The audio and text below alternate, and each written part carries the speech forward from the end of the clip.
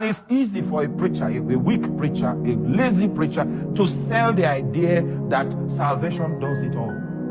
Because he goes to sleep and he keeps deceiving you until you are 85. Many people were deceived to think that because they say, yes, Lord. I've seen many Christians labor under curses, and their children labored under curses, and they were Christians. And then the next generation labored again under the same curse. Your salvation does not remove you from the consequence of the curse, but your salvation equips you with the tools with which to invalidate the legality upon which the curse is based. Just like your salvation does not insulate you from spiritual warfare, your salvation gives you the tools to fight.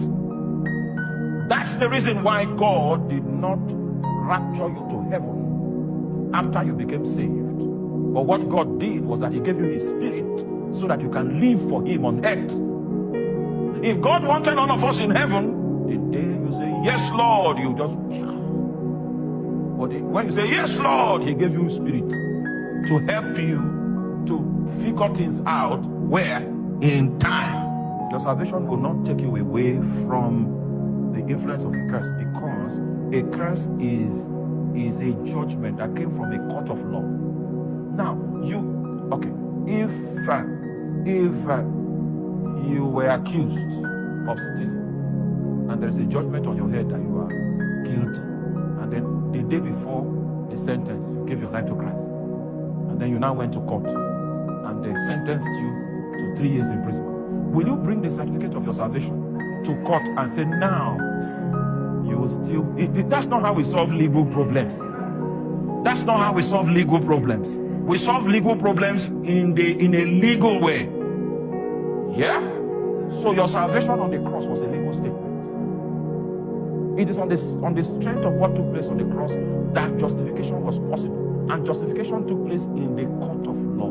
God sat in the seat of justice and declared you discharged and acquitted. That's what righteousness is. So there's a new legal situation.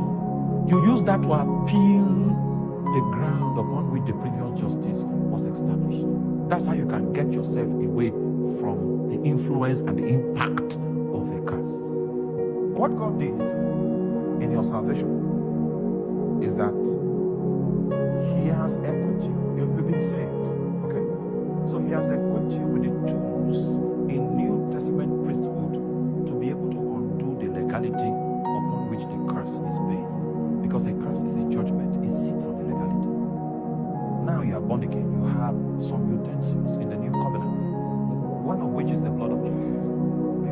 You can use that to influence the ground of legality that the curse is standing on and invalidate it.